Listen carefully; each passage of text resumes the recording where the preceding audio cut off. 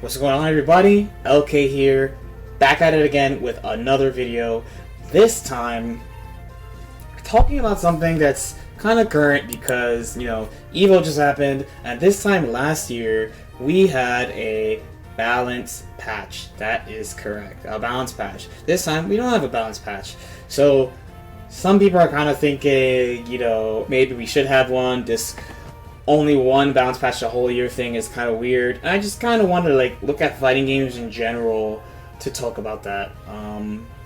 Of course, last year we had a bunch of patches, right? A bunch of patches, and I think it made sense because Dragon Ball is a new fighting system. So what I mean is, let's say, Street Fighter comes out, they don't have to balance Street Fighter that much. They know what Street Fighter is, they know what to do Street Fighter, they know what makes a character good and not good in Street Fighter, etc. Same with Guilty Gear. Guilty Gear, Xrd, let's say Xrd, is based off old Guilty Gear games. They know what makes a character good in Guilty Gear, so they don't have to patch it that much. But in Dragon Ball is new, so they don't really know. They have an idea from testing and seeing what people did in the beta, but they don't really know until the players get their hands on it. So of course, they had a bunch of balance patches last year. Not that frequent, but there were several, though. As they watch people play the game, as they watch people compete in the game, see what the characters do, etc. Now this year, though, because it's been more than a year since the game came out, this year we had the big balance patch after the World Tour Final. That was a system patch. And then we had the big character balance patch. And that's it. Right? That is it. And some people were like, what? Where are all the patches? I'm tired of this. I don't want to deal with this. And I actually think it's better that we let the game sit for a year because it gives people time to figure out those things rather than just hotfix them out of the game. Of course, people will be like, well, yeah, other games do that. But just think about over time what's happened. So, for example, here are a couple of games that people speak about, with a lot of respect, right? So, yeah, Melty Blood, a game I played. That's on current code. Has not been updated since 2012. Guilty Gear Accent Core, that game came out, I don't know the exact year, maybe '06 or something. And it didn't get an update for 6 years. They did not update that game. And the other one I would list is Third Strike. Once that game came out, they never updated it ever again. I guess you could count, the remake has, maybe has, some balance changes in it, but that would mean it would be 10 plus years without balance changes. All of those games have examples of things that were really strong initially that are not so strong at the moment. There are things that people considered weak that became strong, and there are things that are good the whole time. That's how the thing works, So if we just knee-jerk reaction, I guess Bardock at this point is not a knee-jerk reaction, but right now is definitely the most fair version of Bardock we've definitely had. And Kid Goku, there's still time to figure out how to fight him and get better against him. He is a top character though, but us as players can get better at fighting that, right? A really good classic example of this would be Hokuto no Ken. So Hokuto no Ken has a nice fighting game. Players will love this story. The game came out. Toki was super broken. Toki is anime Jesus from HNK, right? If you haven't watched it or played the game, he was super broken. Teleports, crazy mix-ups, high damage, the whole shebang. He was super broken, and the first SBO, it was more than half of SBO was all Toki. Okay.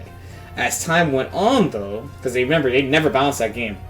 As time went on, first, people just found out the game itself is super broken, not just Toki. Second, that there is a character equal to or better than him, which is Rei. I would need an actual expert on the game to tell me if Rei is better than Toki than not, but at least to my understanding, he's about the same level or a little bit stronger than Toki. So they found something that was, initially, people were like, okay, here's this guy, and now they're like, whoa, he's super busted, he's crazy good.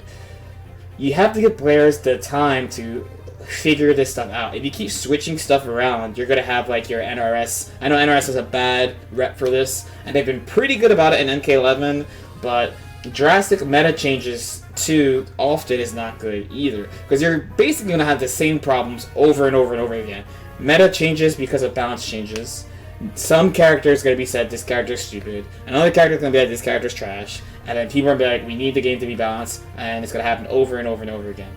Rather than do that, it's definitely better to have people play the game, see where the game's at, see what solutions people can come up with, and go from there to make your balance choices. You could see that actually in Bardock, honestly, because the main things they changed about Bardock was not making Lariat jail to vanish normal Lariat, and nerfing his level 3. Those are the two main things they've done to him. Besides that, everything's been he's mostly the same character, but his power is definitely drastically lower than it was before. Just with those two simple changes. Those two core changes, we should say. He has, of course, other changes, a ton of other changes, but I don't think they mean as much to the character overall as those two main changes, right? The other thing we have coming up is more DLC. So Janemba is actually looking pretty good to me right now. We still have Gogeta and Broly.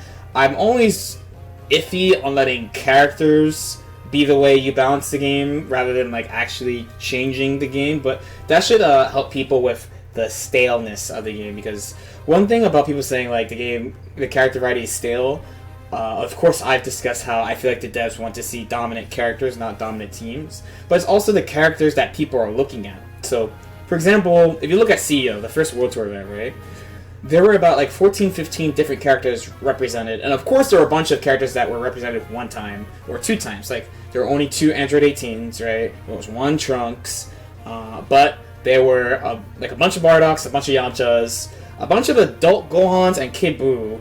This is the thing that like gets me annoyed when people are like, the game is stale because Kid Goku and SSJ.